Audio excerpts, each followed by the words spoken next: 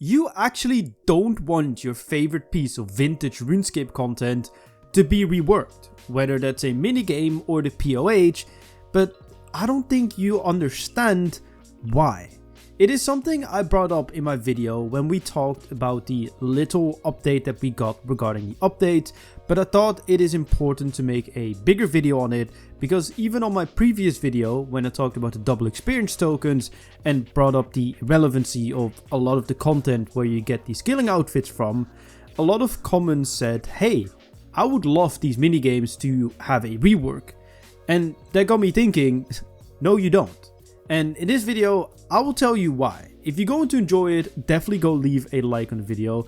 Let me know in the comment section down below what you think about this topic. If you agree, if you don't agree, subscribe if you're new, and let's just go into it. Now, I'm not going to sit here and tell you what you should and shouldn't be wanting out of RuneScape. That is something for everyone to decide on their own. I have my things that I would want, and other things that I really do not want to happen within RuneScape, and that's the beauty of it. And that's the beauty of communicating with the people who make RuneScape, because, you know, we can have discussions about it, and maybe some of these things will or will not make it into the game. But I don't think a lot of people understand that making older content relevant again is probably not the best course of action for the future of the game. And there are a lot of examples within the gaming industry in general, but even so in RuneScape with the combat beta, we'll touch on that a little bit later, where, you know, that's just not the best course of action. We often look at gaming companies nowadays as these evil corporations that just want to make money, and yeah, that is their aim. They want to make money, and you know, that is okay to an extent. Of course, we can have entire discussions about the way they make their money, but that is the point.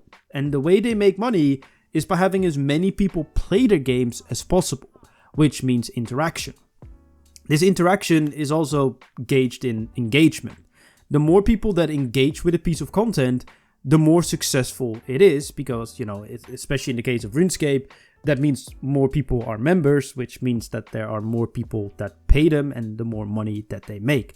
Now, why that's important to understand is because this really applies to even reworking content, right? Let's take player-owned houses as an example.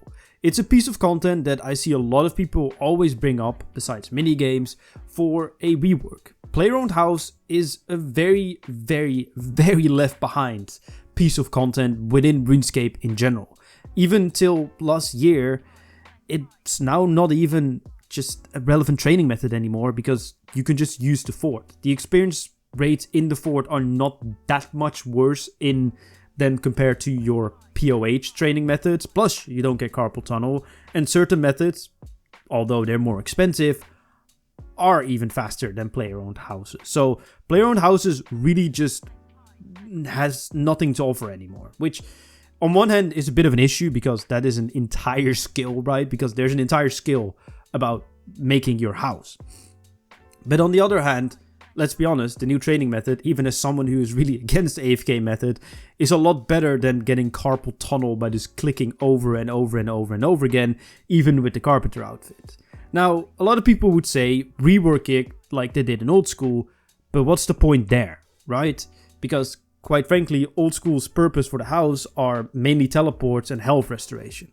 Well, we got health restoration at wars / at the bank, and we got teleports with things like Passage of the Abyss, and, well, yet again, War's Retreat, and portable fairy rings and portable spirit trees. So, quite frankly, we don't really need it. And a lot of people would still say, well, make it into something fun, like something social or something engaging. But then again, that requires a lot of resources to rework it. Because you gotta understand that even for what they added within old school, with the jewelry box and the portal nexus and the fairy rings, etc., a lot of it required a lot of engine work, which I know is something that they always say, but it generally does. Like, they had to rewrite a lot of code regarding POHs, which, yet again, were not done for RuneScape 3, so RuneScape 3 would have to do that, which will take development time. And that is something very important, and I think that's something we're seeing right now with the rework to combat. Because obviously the combat beta is a thing right now, and we're talking about combat being changed so it's more in line with necromancy. Necromancy was way too powerful when it released, we know, we talked about it. But it is also a piece of content that has a huge effect on the wider game. Because it's so powerful, a lot of the bosses that drop the other gear pieces, whether that's magic, range or melee, became, more irrelevant because the money that you can earn from it, which is a lot of people's motivation, became lesser and lesser and lesser because, well, those styles were not good to use, so the gear is not good, so why would you do those bosses to get that gear? And, that has an effect on the economy. And why that's important is because it doesn't only affect a lot of bosses, also quests and even skills when you look at mining and smithing, because if melee is not relevant, why on earth would you ever trade mining and smithing besides doing some quest here and there? There's no point. So the rework on combat was needed. That is something they could not shy away from like they otherwise would when it's a lesser piece of content that is less effective than, for example, POH. POH has no effect on the wider game. The fixes to the combat do have an effect on the wider game, so it's something that they need to fix. But if you look at the general consensus around RuneScape right now on any social media platform, whether that's Twitter, Reddit, Discord servers, even within the game itself, in my comment section, in Protox's comment section, in whoever's comment section, is that the game is dying, that the game is very stale right now, there's no new content, yada yada yada. And that is because all the main developers are working on fixing combat. Whether that's the people that do that behind the scenes with the more code-based things, or whether that's the people that design these things. These people are working on it. And then you would say, well, just hire new people. First of all, you can't just hire new people because budgeting and you need to educate those people. So probably by the time these people are educated enough to be able to work with the RuneScript that they use, these people already have finished the product that already were working at Jagex. So what's the point now? Sure, you have a bigger team, you can make more content, but obviously they don't want to do that. They work with the money that they have and the teams that they have here and there. And that is exactly it.